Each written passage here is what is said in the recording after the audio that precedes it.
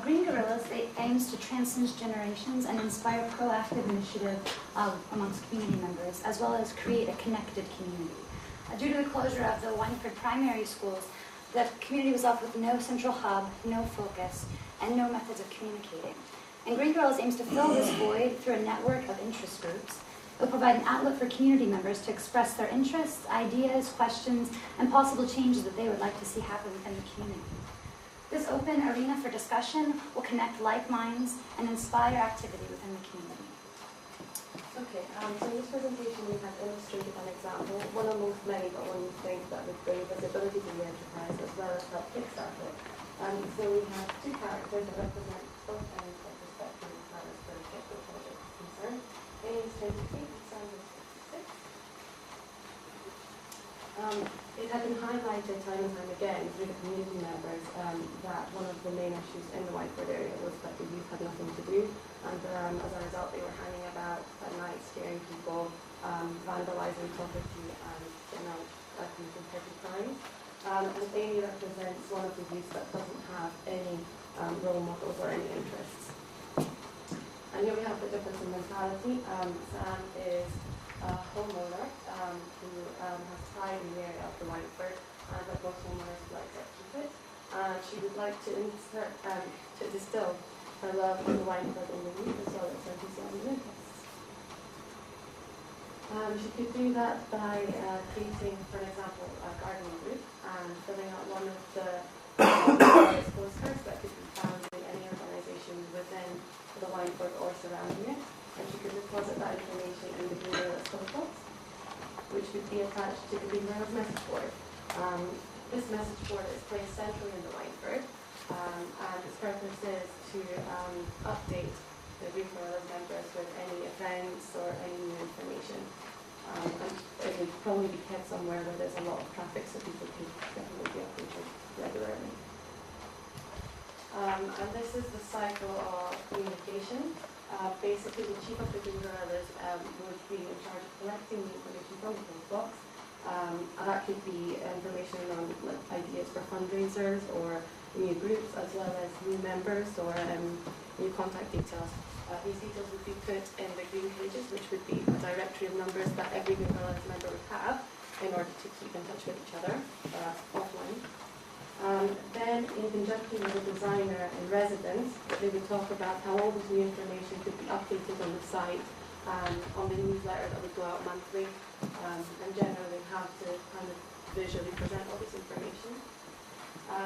He would be in charge of posting the information to the online community through the Green Gorillas website, as well as retrieving information in order to update the message board, which would keep, as well as the online community, the offline community as well, up to date. Green Gorilla members and community members can receive this information in a variety of ways.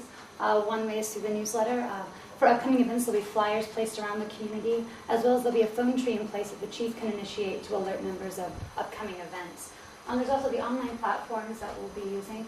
We have a name created that people will receive updates about upcoming events. We're also going to utilize social networking sites such as Facebook and Bebo to reach the younger generations. And as you can see here, Amy is receiving a Bebo invite for a Green Gorillas gardening event. They can also find out on the message board here. And we felt it was best to create groups that were based on interest groups rather than by age. And these are some groups that were suggested at our co-creation workshop by community members. We have film, cooking, actor group, a knowledge group, music group, and gardening group. This is very open-ended, and it's very adaptable to whatever community members are interested in. So any member can create a new group as they see fit. Currently, there is no central hub within the Wynford. The hope is that these message boards, both online and offline, will enable communication and be able to spread the word about upcoming events within the community so that there's more involvement. And also, in the future, we hope there will be a greater sense of community spirit due to this involvement. For example, a lot of people may turn out to help out with the garden or share knowledge on that. This cycle of knowledge transfer definitely extends beyond initial events.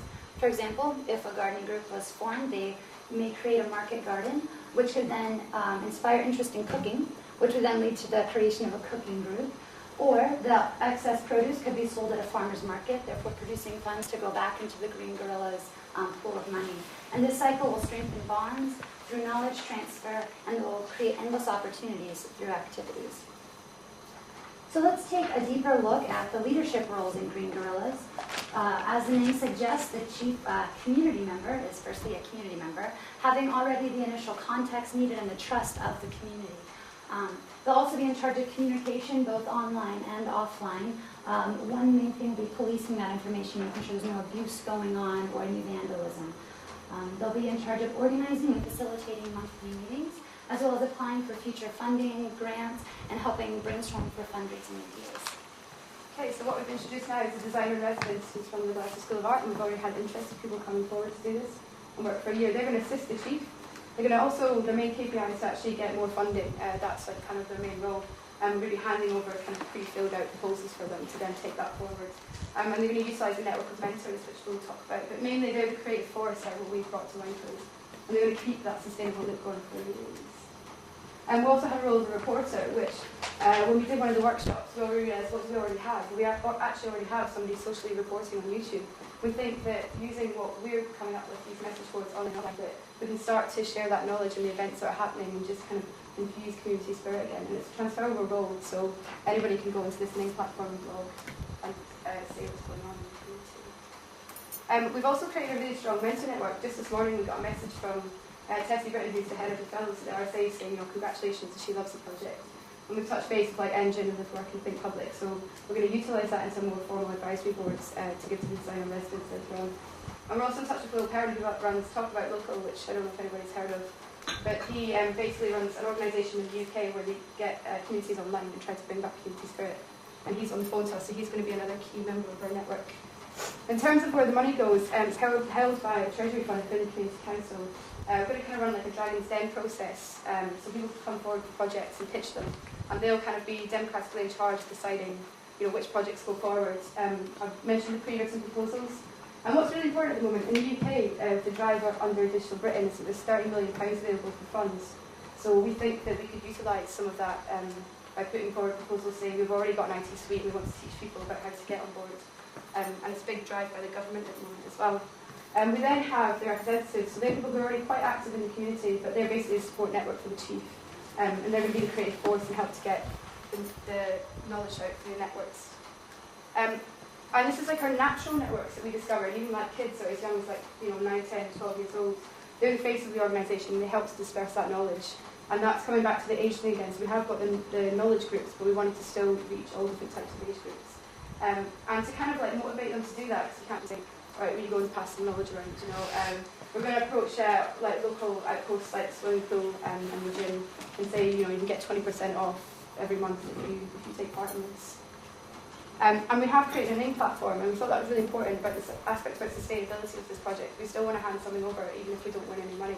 So we created a name platform, which was free to create, and it houses all the news from local areas. We've used Yahoo Pipes to link in news within a 1 mile radius, news from all the kind of recent, all the Twitterers, who actually are really up to date on events, and that is fed into the site.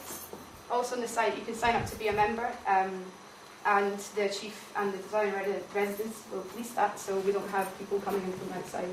And we'll also create memberships for all the local stakeholders and send them letters to let them know that they can get on board with this.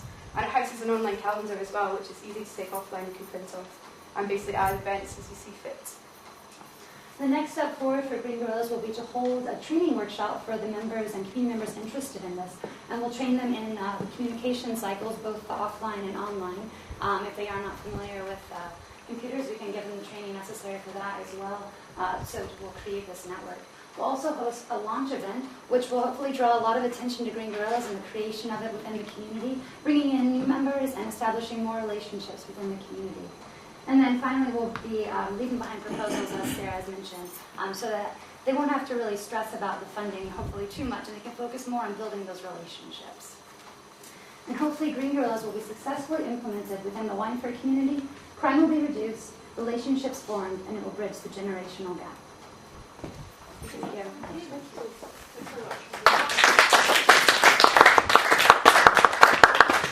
So now to the Q&A.